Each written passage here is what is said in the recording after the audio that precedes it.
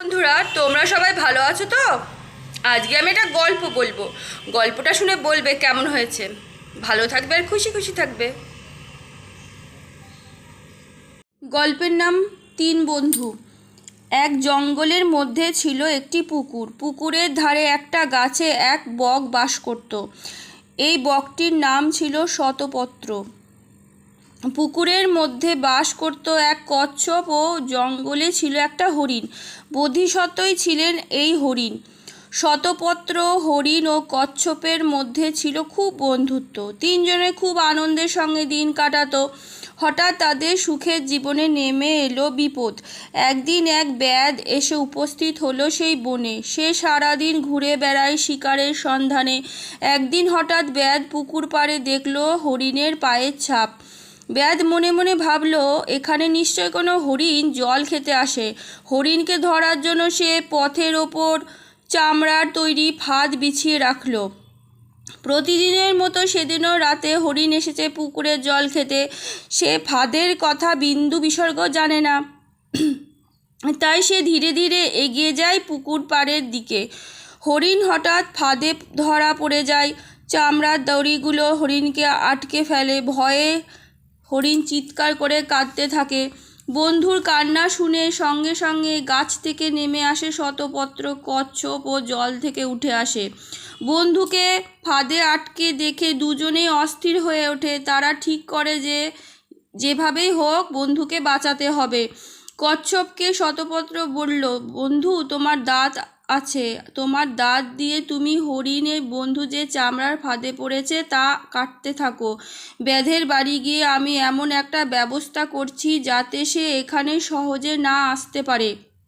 দুজনে পরামর্শ করে শুরু করলো নিজেদের কাজ। শতপত্র রওনা হলো ব্যাধের বাড়ির দিকে। কচ্ছপ শুরু করলো চামড়ার ফাঁদ কাটার কাজ। শতপত্র হাজির হয়ে ব্যাধের বাড়ির সামনে।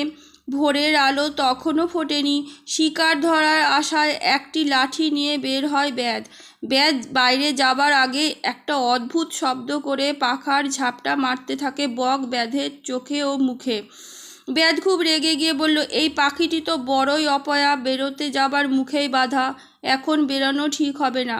এই বলে ব্যাধ ভিতরে গিয়ে শুয়ে পড়ে। শতপত্র ভাবল, অপয়া পাখি ভেবে ব্যাধ নিশ্চয়ই সামনের দরজা দিয়ে না বেরিয়ে পিছনের দরজা দিয়ে বেরোবে। পিছনের দরজার কাছে গিয়ে বসে থাকি।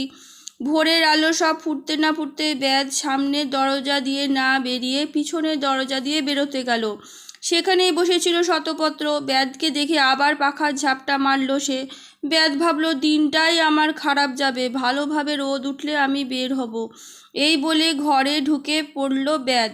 সূর্যের আলোয় চারিদিক ভরে উঠল। বেরিয়ে পড়ল ব্যাধ। শতপত্র উড়ে এলো হরিণ ও কচ্ছপের কাছে। তাদের সে বলল, ব্যাধ আসছে, যা পারবে তাড়াতাড়ি করো। কচ্ছপ হরিণের জালের চামড়া দড়ি দিয়ে কাটতে কাটতে ক্লান্ত হয়ে পড়েছিল।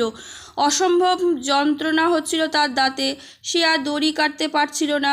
হরিণের জালে আর একটি দড়ি কাটা বাকি ছিল। দূর থেকে ব্যাধকে আসতে দেখে হরিণ ভাবল, যে করে হোক আমাকে পালাতে হবে। এই বলে সর্বশক্তি দিয়ে মারল এক লাফ। হরিণের লাফে ছিল এত জোর যে ফাঁদের দড়ি ছিঁড়ে গেল। হরিণ প্রাণপণে লাগালো ছুট। কচ্ছপ যন্ত্রণায় কাহিল হয়ে পড়েছিল। ব্যাধ কচ্ছপকে ওই অবস্থা থেকে কোনো দিকে না তাকিয়ে থলিতে পুরল কচ্ছপকে। মনের আনন্দে সে পাড়ি দিল বাড়ির দিকে। হরিণ বন্ধু ওই অবস্থা দেখে বন্ধুকে বাঁচানোর জন্য কিছুটা দূরে এমন অবস্থায় দাঁড়িয়ে পড়ল যেন সে আর চলতে পারছে না।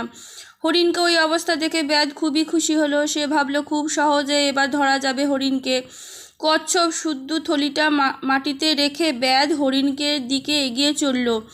ব্যাধ যতই এগিয়ে যায় হরিণ যায় পিছিয়ে। এইভাবে চলতে চলতে হরিণ ব্যাধকে গভীর জঙ্গলের সামনে নিয়ে এলো।